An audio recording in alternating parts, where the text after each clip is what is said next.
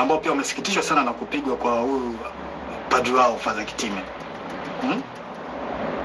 Kuna watu pia ambao ni watu ambao wanapenda haki, wanachukizwa tu na mambo ambayo yanaendelea nchini. Wapo kwenye jeshi letu, wapo watu wengi wazuri, wapo.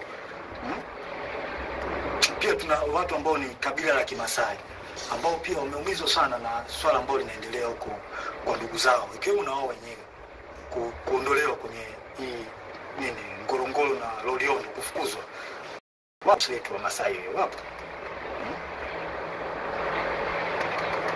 Wapo wengi sana. Pia kuna askari ambao ni ndugu, jamaa na marafiki na watu ambao waliotekwa na kuuawa. Wapo ambao wana urafiki. Wapo. Wapo wengi. Sasa hebu tutafakari kitu kimoja.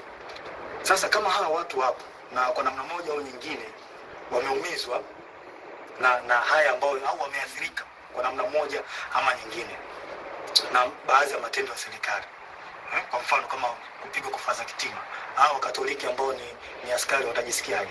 Kufungiwa kwa kanisa kwa la Askofu Gwajima, au waumini ambao ni askari kwenye jeshi letu watajisikiaje? Au Wamasai, maafisa na askari ambao ni Wamasai wamefukuzwa Ngorongoro huko ndugu zao, au ongezekana wao wenyewe watajisikiaje?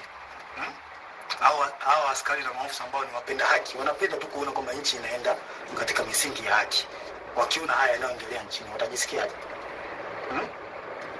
Sasa vipi sasa ikionekana kwamba hao wanasiasa wanajaribu kulazimisha jeshi litumike wanufaisha wao, hasa chama tawala?